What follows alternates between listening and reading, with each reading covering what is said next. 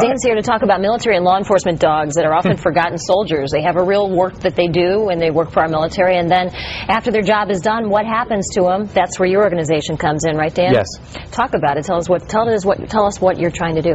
Well, after the military are done with their dogs, they put them through a series of temperament testing.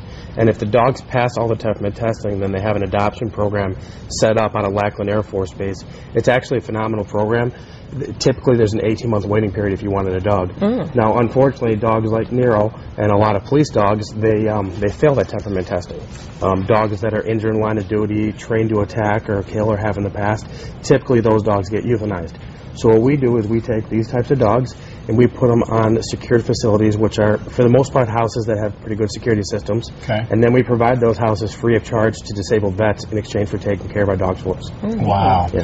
And Dan, you're from the McHenry County area. We appreciate you coming in. It's great to see Nero here. Tell us about maybe Nero's story and how you came to find him and what's going on with him. Nero's actually a milestone for us.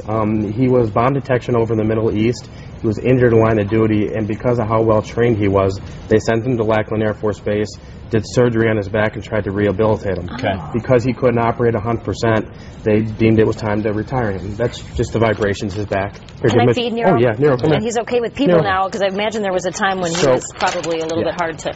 Okay, now, thanks, Nero. Nice. With him in particular, the military actually tried adopting him to a couple of his former handlers, and they weren't able to find anybody either suitable or that wanted him. We don't get that information, and they called us and asked us to take him. And that's a huge milestone from the past dogs that we brought in, where we had to beg, borrow, and steal to get what we needed. Well, how many dogs have you been able to rehabilitate? How does this work for you? Total police and military, we brought in about 9. 2 have passed away due to injuries that came with the dogs when we got them. One that we tried to fix and the one that was impossible. Right.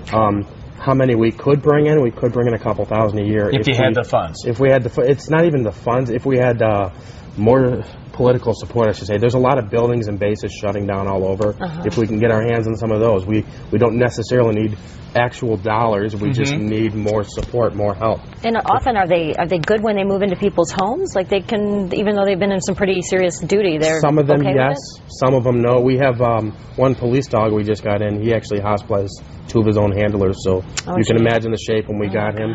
That was a few months ago. He sleeps in the bed with the handler now. Wow.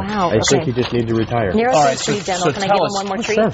Okay. I think Nero, he'll take it. we're testing. So Dan, if people out there want to help out, what do they do? How can they help? I guess I'll start from top to bottom, 3 major levels. And first one is we need more corporate sponsors. We need people that can help with the big things like vehicles, properties, things like that.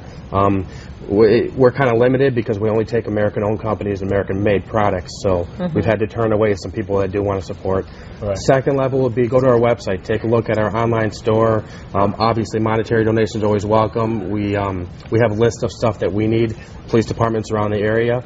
And then there's a couple small things. Road Rage Designs. They do vehicle wraps and banners. It's Army veteran-owned. They've donated about $12,000 worth of work that has helped us tremendously. Dan, the name of the organization, because we're going to run out of time here. What is it? One more time? SaveAvet.org. All the information, all the information as well on myfoxchicago.com. Thanks, Dan. Awesome. Thanks, Nero. Buddy, we'll see you tomorrow.